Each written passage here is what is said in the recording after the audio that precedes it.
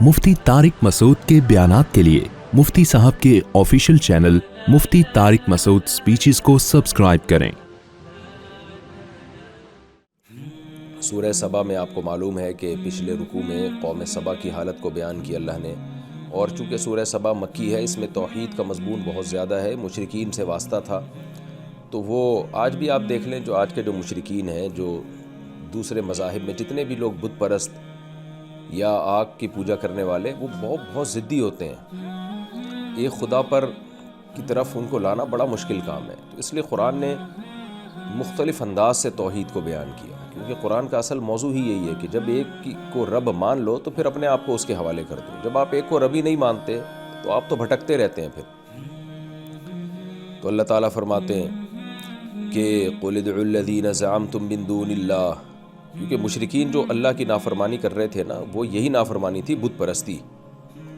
تو اللہ نے داؤد علیہ السلام کا واقعہ بتایا، قوم سبا کا واقعہ بتایا کہ داؤد علیہ السلام نے اللہ کی شکر گزاری کی، کیسے نوازا، قوم سبا نے ناشکری کی، کیسے اللہ نے تباہ کیا۔ تو مشرکین کو کہا جا رہا ہے تم بھی اللہ کی فرما برداری کرو، اور فرما برداری میں تمہارے لیے سب سے اہم حکم کیا ہے؟ توحید۔ تو توحید پر آ جاؤ، اس کے عقلی دلائل دیے جا رہے ہیں، اور مختلف طریقوں سے ان کو سمجھایا جا رہا ہے کہ ایک ہی خدا ہے جو عبادت کے قائل ہے۔ قل اے نبی کہہ دیجئے ادعوا الذین زعمتم، تم پکارو ذرا ان لوگوں کو جن کے بارے میں تمہارا گمان ہے یا تم دعوے کرتے ہو کہ وہ معبود ہیں اللہ کے سوا، من دون اللہ، تو ذرا پکارو تو صحیح۔ دیکھیں جب بھی ہم کسی کو موٹیویٹ کرتے ہیں نا، کسی کو سیدھے راستے پہ لانا چاہتے ہیں، تو کسی کو سیدھے راستے پہ لانے کا ایک طریقہ یہ بھی ہوتا ہے کہ بھئی تو یہ کہہ رہا تھا کہ یہ تیرے لیے بہت کام جیسے کسی بندے سے بڑے تعلقات ہوں، جھوٹ بول رہا ہوں کہ میرے جو ہے نا گورنمنٹ میں فلاں پولیس والے سے ایسے تعلقات ہیں اور فلاں تو میری بات سنتا ہے، تو آپ اس کو نیچا دکھانے کے لیے کہ تم جھوٹ بول رہے ہو، آپ اسے کیا کہتے ہیں؟ ملا ذرا فون، دیکھتے ہیں تیرا فون بھی اٹھاتا ہے کہ نہیں اٹھاتا۔ یہ کہتے ہیں نا کہ یار ذرا ملا نا، میرے سامنے بھی تو ملا جو بھڑکیاں مارتا رہتا ہے، دیکھوں تیرے کتنے تعلقات ہیں۔ تو اللہ تعالیٰ بھی مشرکین کو قرآن میں جگہ جگہ وقتاً فوقتاً اس طرح سے عار دلاتے ہیں کہ تم جن بتوں کو پکارتے ہو نا، ذرا ہمارے سامنے پکارو نا، دیکھیں ہم کیا تمہاری کون سی بگڑی بناتے ہیں، کیا کرتے ہیں یہ۔ قل کہہ دیجئے ادعوا الذین، پکارو ذرا تم ان لوگوں کو جن کے بارے میں تمہارا گمان ہے کہ یہ اللہ کے سوا معبود ہیں، تو اللہ کے سوا ان کو پکارو، لا یملکون مثقال ذرہ، یہ پکار کا جواب تو کیا دیتے؟ یہ تو آسمان اور زمین میں ذرے کے مالک بھی نہیں ہے، جو ذرہ کا مالک بھی نہیں ہے اس کے پاس اختیارات کہاں سے آ گئے؟ اختیار کے لیے پہلے ملکیت کا ہونا ضروری ہے نا، آپ اپنی ملکیت پہ تو چیزیں اختیارات جتا سکتے ہیں، جو چیز آپ کے کنٹرول میں ہی نہیں ہے، تو یہ تو بت خود تمہارے کنٹرول میں ہے، نہ یہ کہ تم ان کے کنٹرول میں ہو۔ وما لہم فیہما من شرک، نہ تو یہ کسی چیز کے مالک ہیں، اور نہ فیہما، ان آسمانوں اور زمین میں ان کے لیے کوئی شرکت ہے۔ ایسا بھی نہیں ہے کہ مالک تو نہیں ہو لیکن یہ کہ پارٹنر ہوں، یعنی آدھے مالک یہ آدھا، یعنی یہ ہر چیز میں کچھ اللہ مالک ہے، کچھ یہ تھوڑے سے بت جو ہیں تمہارے، ان کی بھی کچھ ملکیت ہے، تو شرکت بھی نہیں ہے۔ اور یہاں شرکت سے مراد تخلیق میں شرکت بھی ہو سکتی ہے کہ آسمان اور زمین کے بنانے میں بھی ان کی شرکت نہیں ہے۔ وما لہ منہم من ظہیر، ایک تیسرا درجہ یہ رہ گیا کہ بعض دفعہ نہ آپ اس کے پراپر مالک ہوتے ہیں، نہ پارٹنرشپ پہ مالک ہوتے ہیں، لیکن آپ نے مدد کی ہوتی ہے اصل مالک کی، کہ آپ مالک جب وہ چیز خرید رہا تھا تو سیل پرچیزنگ میں آپ نے مدد کر دی، یا جب وہ کوئی چیز بنا رہا تھا تو بنانے میں آپ نے اس کی مدد کر دی۔ تو اللہ کہتے ہیں وما لہ منہم من ظہیر، یہ تمہارے جو معبود ہیں ان میں سے کوئی اللہ کا مددگار بھی نہیں ہے، یہ تو تھے ہی، یہ تو بنے ہی اب ہیں، اور کائنات تو کب سے بنی ہوئی ہے، یہ تو اب کی پیدائش ہے، کوئی جو ہے 100 سال پہلے بنا ہے، کوئی 50 سال پہلے بنا ہے، اور کوئی 1 سال پہلے بنا ہے، اور کوئی ابھی جو ہے وہ فیکٹری اور بھٹی میں بن کے تیار ہو رہا ہے، اور کسی کا پروجیکٹ یہ ہے کہ بھئی وہ اگلے سال، یعنی ابھی آرڈر گیا ہوا اس کے بننے کا، تو وہ اگلے سال بن کے تیار ہوگا، تو کوئی شرکت بھی نہیں ہے۔ دیکھیں کتنی واضح آیتیں ہیں، لیکن جس نے شرک نہیں چھوڑنا وہ پھر بھی لگا ہوا ہے شرک میں۔ اس سے پتہ چلتا ہے انسان سے بڑا ڈھیٹ جو ہے نا اس دنیا میں کوئی پیدا ہوا نہیں ہے، اور اللہ نے صحیح کہا ہے کہ انسانوں میں جو اکثریت ہے نا وہ ناشکری ہوگی، اور وہ جہنم کا ایندھن بنے گی۔ اللہ ہم سب کو بچا کے رکھے۔ وَلَا تَنْفَعُ الشَّفَاعَةُ عِنْدَهُ إِلَّا لِمَنْ أَذِنَ لَهُ، ایک بات رہ گئی، مشرکین ان تینوں باتوں میں سے کسی بات کا جواب نہیں دے سکتے تھے۔ یہ بھی مانتے تھے ملکیت بھی نہیں ہے، یہ بھی مانتے تھے کہ شرکت بھی نہیں ہے، پارٹنرشپ بھی نہیں ہے، یہ بھی مانتے ہیں کہ انہوں نے اللہ کے ساتھ کائنات کو بنانے میں کوئی تعاون بھی نہیں کیا۔ ایک چیز ان کی سوئی اٹکتی تھی ایک جگہ آ کے کہ بھائی چلو یہ کچھ بھی نہیں ہے، لیکن اتنی بات تو ہے نا کہ اللہ نے، جیسے آج ہندو کہتے ہیں کہ جو اصل بھگوان ہے اس کی روح ان بتوں میں آئی ہوئی ہے، جو ہے وہ اس کی روح آئی ہوئی ہے ان کے اندر، ہم جب ان کی عبادت کریں گے تو پھر یہ جو ہے خوش ہو کے ہمارا پیغام بھگوان تک پہنچائیں گے اور پھر بھگوان ان کی بات کو رد نہیں کرے گا۔ اس طرح کے کانسیپٹ آج بھی ہیں، پہلے بھی تھے۔ تو مشرکین میں اسی سے ملتا جلتا کانسیپٹ یہ تھا کہ یہ نیک لوگوں کے مورتیاں ہیں، نیک لوگوں کے مجسمے ہیں، تو ہم جب ان کی عبادت کریں گے تو اللہ خوش ہوگا، کیونکہ اپنے محبوب بندوں کی عبادت سے اللہ خوش ہوتا ہے۔ جب خوش ہوگا تو پھر یہ ہمیں بچا لیں گے قیامت کے دن، اور یہ جو ہے جو کہیں گے اللہ رد نہیں کر سکتا ان کی بات۔ جیسے بادشاہ کے کوئی خاص وزراء ہوتے ہیں نا، آپ کو پتہ ہوتا ہے بھائی وہ تو بادشاہ کی بات کو ریجیکٹ ہی نہیں کر سکتے، تو اس لیے ہم عبادت کر رہے ہیں۔ ہمیں پتہ ہے یہ عبادت کے قابل نہیں ہے، لیکن عبادت کرنے سے یہ خوش ہوں گے تو قیامت کے دن ہمیں بچا لیں گے۔ جیسے جاہل پیروں کے بارے میں آج کل ہے نا کہ شریعت کو آپ نے فالو کرنا نہیں ہے، بس پیر صاحب سے آپ بیعت ہو گئے تو بس یہ مرشد جو ہے ہمیں قیامت کے دن بچا لے گا، حالانکہ آپ نہ اللہ کے فرائض واجبات پورے کر رہے ہیں، نہ شرعی احکام کو پورے کر رہے ہیں، تو بس یہ پیر صاحب ہمیں بچا لیں گے۔ تو مشرکین کا یہ دعویٰ تھا کہ ہم جو فرشتوں کی عبادت کرتے ہیں تو فرشتے تو اللہ کے محبوب بندے ہیں، تو تمام آسمانی کتابوں سے ثابت ہے، اور یہ بات تو تواتر سے چلی آ رہی ہے، اور بڑے طاقتور بھی ہوتے ہیں، تو یہ ہمیں زبردستی بچا لیں گے، یعنی اللہ سے سفارش کریں گے اور اللہ ہمیں بخش دے گا۔ تو اللہ نے اس کا جواب دیا کہ بھئی اللہ کے پاس سفارش فائدہ نہیں پہنچائے گی، الا لمن اذن لہ، سوائے اس شخص کے لیے جس کو اللہ اجازت دیں۔ تو اجازت کس کو دیں گے، اس کا قرآن میں دوسری جگہ پہ بہت تفصیل سے ذکر ہے۔ وہ یہ کہ مخصوص لوگوں کو اجازت دی جائے گی جو اللہ کے محبوب بندے ہوں گے، اور ان کو بھی علی الاطلاق اجازت نہیں دی جائے گی، بلکہ مخصوص لوگوں کے لیے دی جائے گی، اور وہ ان مخصوص لوگوں جن کے لیے اجازت دی جائے گی ان میں سب سے پہلی شرط ہے توحید پرست ہونا۔ مشرک کے لیے قطعاً اجازت نہیں دی جائے گی، جیسے کہ ابراہیم علیہ السلام اپنے والد کو نہیں بخشوا پائیں گے۔ تو اللہ فرماتے ہیں کہ یہ تو مخصوص لوگوں کے لیے اجازت ہوگی، اور مخصوص لوگوں ہی کو ہوگی، ہر ایک کو نہیں ہوگی۔ تو اور اس میں سب سے پہلی شرط یہ ہے کہ عقیدہ توحید ہو تمہارا، تم اللہ کو مانتے تو ہو، اللہ کے ساتھ شرک نہ کرتے ہو تم، اور اس میں بھی پھر اعمال کی، جیسے نبی صلی اللہ علیہ وسلم نے اصحاب رسول سے کیا فرمایا کہ میں تمہاری شفاعت کروں گا لیکن تم میری مدد بھی کرو۔ میری مدد کیسے، کہ تاکہ اللہ میری شفاعت کو قبول کرے، تو کثرت سجود سے میری مدد کرو، یعنی نماز زیادہ سے زیادہ پڑھو۔ تو اس میں بھی اعمال کو فوکس کیا گیا ہے، تو کچھ آپ کے اعمال ہوں گے، کچھ اللہ اپنے محبوب بندوں کی سنے گا، لیکن کتنی سنے گا، جتنی اللہ چاہے گا۔ ایسا نہیں ہوگا کہ وہ سارا سسٹم ہی خراب ہو جائے۔ مثال کے طور پر اگر اللہ یہ قانون بنا دیتا کہ میرے پیغمبر جس کی بھی سفارش کریں گے سب کی سفارش میں قبول کروں گا، تو ظاہر ہے پیغمبروں کے دل میں تو پھر یہ جذبہ ہوگا پوری امت ہی جنت میں چلی جائے، تو پھر تو پوری امت جنت میں جائے گی۔ پھر جو نیک لوگ ہیں ان کو یہ اشکال نہیں ہوگا کہ اللہ جب سب نے ہی جنت میں جانا تھا تو ہم نے جو تیری خاطر قربانیاں دیں، میدان جنگ میں لڑے، جہاد کیا، ہم نے زکاتیں دی، فطرانے دیے، اور ہم نے روزے رکھے اور ماں باپ کی قدموں میں جنت تلاش کی، اور کیا کچھ ہم نے کیا ہے، تو اگر ایسے ہی بخشنا ہی تھا سب کو ایک ہی دفعہ میں تو ہم یہ تکلف کی ہمیں کیا ضرورت تھی؟ تو یہ تو پورا نظام جو ہے وہ برباد ہو جائے گا۔ تو اللہ تعالیٰ نے اس میں بہت بیلنس رکھا ہے، یعنی ایسا نہیں ہے کہ جو چاہے سفارش کرے اور جس کی چاہے کر دے، نہ۔ تو دوسری طرف بیلنس یہ رکھا کہ یہ بھی نہیں کہ سفارش قطعاً سنے گا ہی نہیں اللہ، اس لیے کہ اللہ تعالیٰ رحمان ہے، رحیم ہے، اور جو نیک لوگ ہیں، جو بزرگان دین ہیں، جن کے اندر جذبہ ہے کہ ہم جو ہے انسانیت کو جہنم سے نکالیں، تو اللہ ان کے جذبے کی بھی قدر کرے گا۔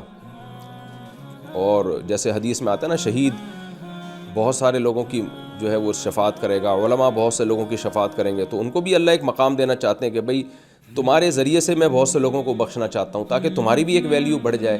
سب سے زیادہ شفاعت تو سید الانبیاء محمد صلی اللہ علیہ وسلم کریں گے، تو جس سے کیا ہوگا، امت کے دل میں آپ سے محبت پیدا ہوگی کہ دیکھیں ہمیں تو سزا بنتی تھی لیکن سید الانبیاء صلی اللہ علیہ وسلم نے ہمارے لیے سفارش کی ہے۔ تو یہ کچھ حکمتیں ہیں، تو اللہ کہتے ہیں وہ محدود ہوگی، محدود لوگوں کے لیے ہوگی، تو لامحدود کچھ بھی نہیں ہے، اور مشرک کے لیے تو ہے ہی نہیں، وہ مشرک کے لیے تو کسی کی سفارش نہیں سنی جائے گی، نہ قبول کی جائے گی۔ تو اس لیے اللہ فرماتے ہیں وَلَا تَنْفَعُ الشَّفَاعَةُ عِنْدَهُ إِلَّا لِمَنْ أَذِنَ لَهُ، شفاعت فائدہ نہیں پہنچائے گی مگر اس کے لیے جس کے لیے اللہ اجازت دے۔ اب جن کو اللہ اجازت دیں گے ان کی اپنی حالت کیا ہے وہ اللہ آگے بیان کرنے کے. جن کی اپنی حالت یہ ہو تو وہ کہاں اللہ کی باؤنڈری کو کراس کر سکتے ہیں. وہ حالت کیا ہے؟ حتی اذا فزع عن قلوبہم، اللہ فرماتے ہیں جب ان کے دلوں سے گھبراہٹ دور ہوتی ہے. قالوا ماذا قال ربکم، تو یہ کہتے ہیں بتاؤ تمہارے رب نے کیا کہا ہے. یعنی حدیث میں اس آیت کی تفسیر حدیث میں آئی ہے صحیح مسلم میں، کہ فرشتوں کو جب اللہ کسی بات کا آرڈر دیتے ہیں نا تو وہ بالکل ایسے خدا کے جلال میں آ کے نا ان کے ہوش ٹھکانے نہیں رہتے. تھوڑی دیر کے بعد ان کو ہوش آتا ہے کیونکہ اللہ ان کی طرف متوجہ ہوتا ہے نا حکم دینے کے لیے. تو پھر آپس میں تبصرہ کر رہے ہوتے ہیں بھئی اللہ نے کیا کہا ہے. تو پھر جو وہ بتاتے ہیں کہ بھئی اللہ نے یہ ہمیں حکم دیا ہے. تو اللہ کہتے ہیں ان کی تو یہ حالت ہے تو یہ کہاں اس لمٹ کو کراس کریں گے. تو یہ تو اللہ سے بات کرتے ہوئے ڈریں گے کہ ہم کسی کی سفارش کریں. تو اللہ جب ان کو اجازت دے گا تو تھوڑی دیر تک تو ان کی سمجھ میں ہی نہیں آئے گا کہ اللہ نے کہا کیا. ایسا جلال ہوگا. اس کے بعد جا کے بہت ہی، کیونکہ ان کو ڈر ہوگا کہ کہیں ہم اپنی حدود کو ہم نے کراس کیا تو اللہ کا عذاب ہم پہ نہ آ جائے. تو جس کی یہ حالت ہو وہ معبود نہیں ہو سکتا، اور اس سے تم سفارش کی امیدیں لگا کے اس کی عبادت شروع کر دو، یہ تمہاری حماقت اور بے وقوفی ہے. آگے اللہ نے فرمایا وَهُوَ الْعَلِيُّ الْكَبِيرُ، وہ اللہ بہت بلند مرتبے والا اور بہت بلند ہے، بڑی عظمت والا رب ہے وہ. تو اس کا تقاضا یہ ہے کہ ایسی گھبراہٹ اور بے چینی ہو. قُلْ مَن يَرْزُقُكُم مِّنَ السَّمَاوَاتِ وَالْأَرْضِ، پھر اللہ تعالیٰ ایک اور دلیل دے رہے ہیں کہ دیکھو جو احسان کرتا ہے نا عبادت اس کی جاتی ہے. کیسا انداز ہے دیکھیں، ہر طرح سے اللہ نے مشرک کو سمجھایا ہے، ہر طرح سے سمجھایا ہے.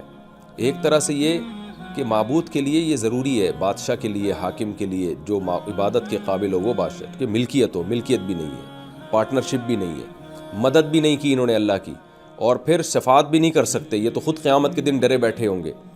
اب ایک اور چیز ہے کہ اگر چلو یہ کچھ بھی نہ ہوتا، ان کے تم پر احسانات ہوتے تو بعض دفعہ انسان احسان کے نیچے دب جاتا ہے. بعض دفعہ کیا ہوتا ہے آپ کو پتہ ہے یہ بندہ مستحق نہیں ہے، لیکن چونکہ اس نے میرا کام بنایا ہے تو اب اس کی غلط بات کو بھی انسان ماننا شروع کر دیتا ہے. صبح شام ہم دیکھ رہے ہیں، آپ نے دیکھا ہوگا یہ باطل فرقے والے لوگ جو ہے، یہ باطل مذہب والے، یہ غریبوں کی مدد کر کے ان کو اپنے مذہب میں داخل کرتے ہیں. تو غریب کہتا ہے چونکہ میں بھوکا تھا تو انہوں نے مجھے پوچھا تو اس لیے میں نے ان کے مذہب کو فالو کیا ہے. تو بھائی مذہب کا اس سے کیا تعلق ہے؟ صحیح مذہب ہے تو کوئی آپ کے ساتھ تعاون نہ بھی کرے تو بھی آپ نے فالو کرنا ہے، غلط مذہب ہے تو تعاون کرے تو بھی فالو نہیں کرنا. لیکن یہ انسان مائل ہو جاتا ہے، اخلاق سے متاثر ہو جاتا ہے. تو ایک چیز رہ گئی تھی کہ بھائی چلو اگر یہ تمہیں روزی دے رہے ہوتے، رزق کا ذکر اس لیے کہ سب سے زیادہ ضرورت انسان کو رزق کی ہوتی ہے. تو اب اللہ اس کے بارے میں کہہ رہے ہیں کہ روزی دیتا کون ہے تمہیں. قُلْ مَن يَرْزُقُكُم مِّنَ السَّمَاوَاتِ وَالْأَرْضِ، اے نبی آپ کہہ دیجئے کون ہے جو تمہیں روزی دیتا ہے آسمانوں سے اور زمین سے. ظاہر ہے یہ بت تو نہیں دے رہے، بارشیں اللہ برساتا ہے، زمین سے تناور درخت اللہ پیدا کرتا ہے. تو غیرت کا تقاضا کیا ہے کہ کس کی عبادت کی جائے. قُلِ اللّہ، اے نبی آپ خود ہی جواب میں کہہ دیں کہ اللہ. اس سے پہلے کہ یہ جواب دیں آپ خود بتا دیں کہ اللہ ہی کو تو کرتا ہے. یعنی یہ بات تو تم بھی جانتے ہو کہ یہ سب کچھ اللہ کر رہا ہے. وَإِنَّا أَوْ إِيَّاكُمْ لَعَلَىٰ هُدًى، اتنے دلائل دینے کے بعد اللہ کیا فرماتے ہیں کہ آپ ان سے کہہ دیجئے کہ دیکھو اب تو یہ بات تو ثابت ہو گئی کہ یا تو ہم کھلی گمراہی میں ہیں یا تم کھلی گمراہی میں ہو، یا تو ہم سیدھے راستے پر ہیں یا تم سیدھے راستے پر ہو، کیونکہ ہم دونوں 180 ڈگری پر ہیں، بیچ کا کوئی راستہ نہیں ہے. یہ بھی ایک غور کرنے کا ایک بہترین طریقہ ہے کہ ہم تمہیں کہہ رہے ہیں کہ وہ ایک اللہ ہے، تمہارے معبود کسی چیز کے مالک بھی نہیں ہے، تمہارے معبود شرکت بھی نہیں ہے ان کی، تمہارے معبود نے مدد بھی نہیں کی اللہ کی، تمہارے معبود سفارش کے قابل بھی نہیں ہے، تمہارے معبود روزی بھی نہیں دیتے. اب اس سے کیا پتہ چلتا ہے بھائی یا تو ہم غلط ہیں یا تم غلط ہو. تو یہ ایک ایسا طریقہ ہے کسی کو سمجھانے کا کہ سامنے والے کو بہت زیادہ اپیل کرتا ہے کہ بھائی اب دیکھ لو یا تو ہم بہت بڑی گمراہی میں ہیں یا یہ. تو اب ذرا تھوڑا سا غور کر لو کہ دونوں میں سے ایک فریق ہے جو صحیح ہے، دوسرا بہت بہت ہی غلط ہے.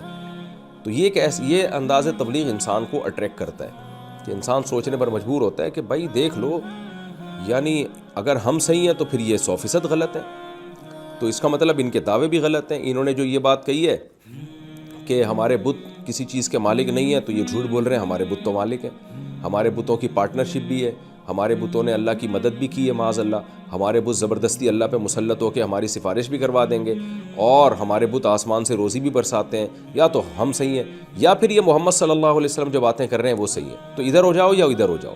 تو یہ ایک بہت زبردست انداز ہوتا ہے تبلیغ کا کہ اتنا کچھ سمجھانے کے بعد کہ بھئی اب غور کرو، دونوں صحیح نہیں ہے کہ بیچ کا کوئی راستہ ہم اختیار کر لیں، یا یہ کہ ان کو غلط کہنا شروع کر دیں اور اپنے آپ کو صحیح کہنا شروع کر دیں۔ اب فیصلہ کرو کہ دونوں میں صحیح کون ہے۔ قُلْ لَا تُسْأَلُونَ عَمَّا أَجْرَمْنَا وَلَا نُسْأَلُ عَمَّا تَعْمَلُونَ، اے نبی ان سے کہہ دیجئے کہ جو جرم ہم کر رہے ہیں نا، تم سے سوال نہیں ہوگا، اور نہ ہم سے سوال ہوگا جو عمل تم کر رہے ہو۔ یعنی ہم نے تو تبلیغ تھی، وہ پہنچا دی تم کو۔